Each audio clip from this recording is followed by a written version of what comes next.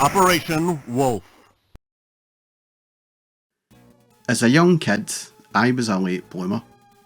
I was not the tallest 9-year-old when I first seen the Operation Wolf arcade cabinet, and so it was not possible for me to play it without the aid of a lift, or box, or something that would allow my tiny legs to reach me up to the light gun that is used to play the game. And this light gun was like a model of the Uzi 9mm. Other light gun games before Operation Wolf all used 6 shooters or shotguns as you shot at clay pigeons, cartoony cowboys, or even UFOs.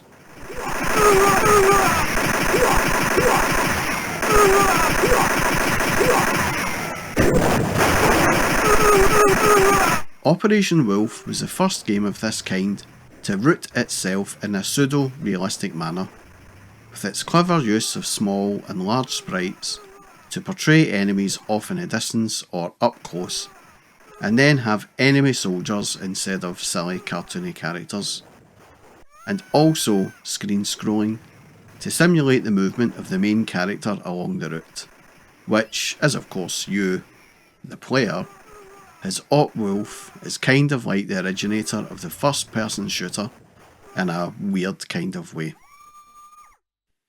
In 1987, this was a game that almost all of my schoolmates were talking about, and of course, you heard all the nonsense BS stories about the gun coming loose and other patrons of the arcade ducking for cover. Honestly, I had a mate try and sell that nonsense to me and others, but this guy was a serial liar. He even told me him and his dad went fishing in the Clyde and were attacked by a shark, which he punched in the nose to make it go away. I don't even know where to begin with that nonsense. But back to the game.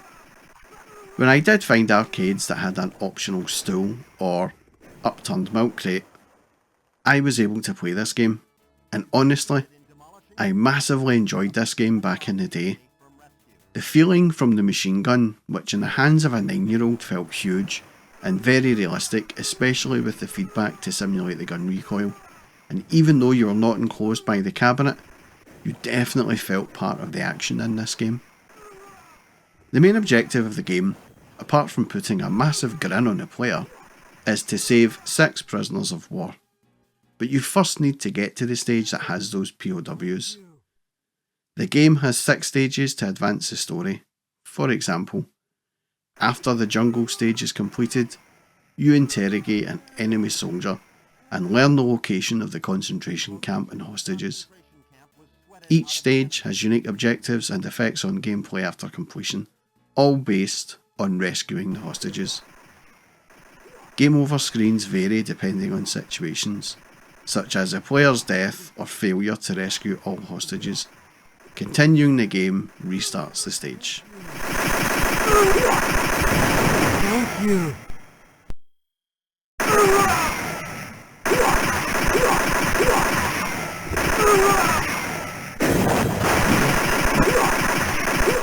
The visuals are good for the time, but haven't really held up all that well today. They are not awful, but I don't understand why Taito didn't use some sort of sprite scaling for the enemy soldiers here. And obviously with the backgrounds being in the jungle and other war movie trope locations, everything is brown, green or grey.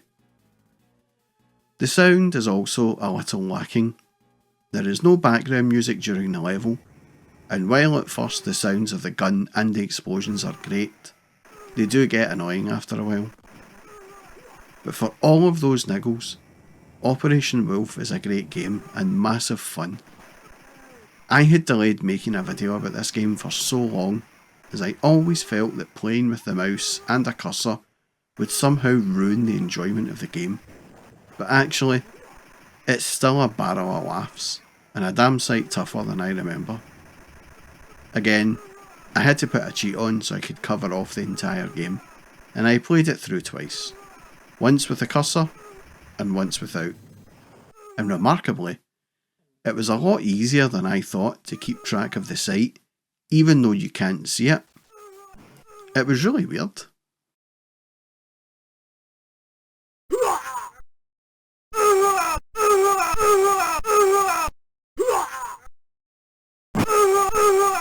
The game was not without its issues though, especially here in the UK, with many parents angered at its semi-realistic portrayal of violence and death, especially at the hand of a replica firearm.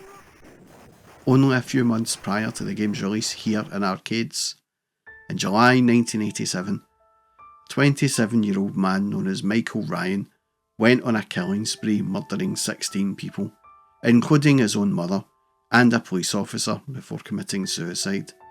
And all of these deaths involved firearms. A truly heartbreaking tragedy that didn't need to happen.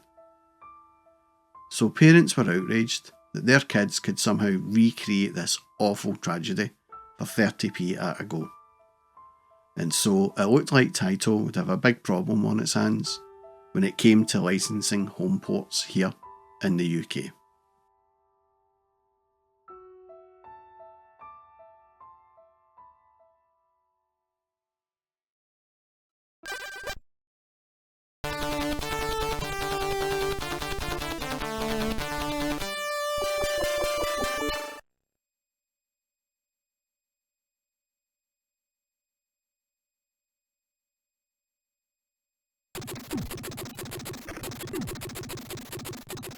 Well, Ocean snapped up the rights to this game, and they produced this damn fine effort.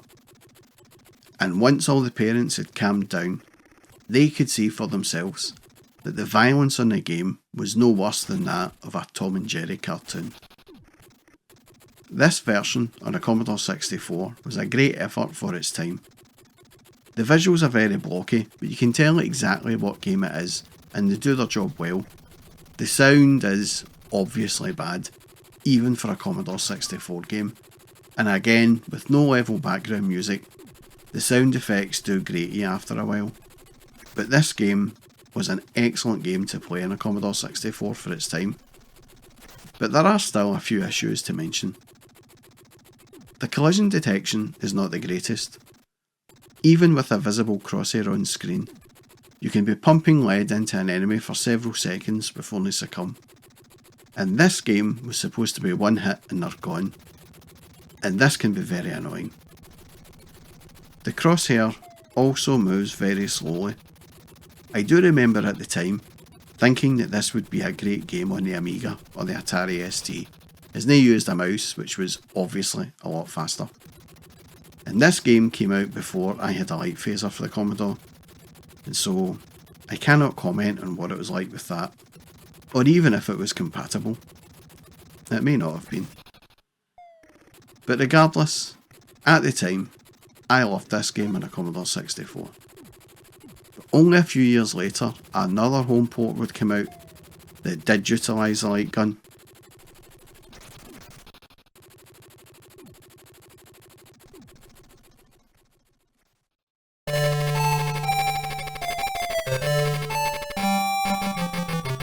Taito had started to release more games onto the Sega Master System, and this port of Operation Wolf was great as well. It was actually expecting a pretty accurate port of the arcade, but instead, this is what you get. A whole bunch of small characters, and a heads-up display that takes up way too much of the screen. But that didn't matter, as this game was awesome, especially with the light gun. Of course, most people, myself included, would play a light gun game with the light gun about 2 inches away from the screen. But once you started to play with the cable full stretch, then it became a right laugh. The feel of the arcade wasn't exactly there, and with the light gun there was no rapid fire, even with the rapid fire unit.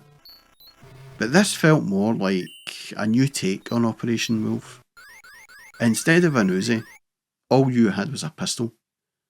But at least the enemies were one hit and gone on this port. Again, there was no background music, and the sound effects grated after a while, and visually, it was okay. But all I remember about this port was the laughs me and my mates would have. And just to put it into perspective here, in 1989, I had this tiny 14-inch TV, and so when you were standing about 2 metres back from the TV, shooting at tiny sprites, well, you can see how it was going to end up. This version was super tough as well, and it was a game I never completed on the Sega, but it was a game that provided a ton of laughs at the time.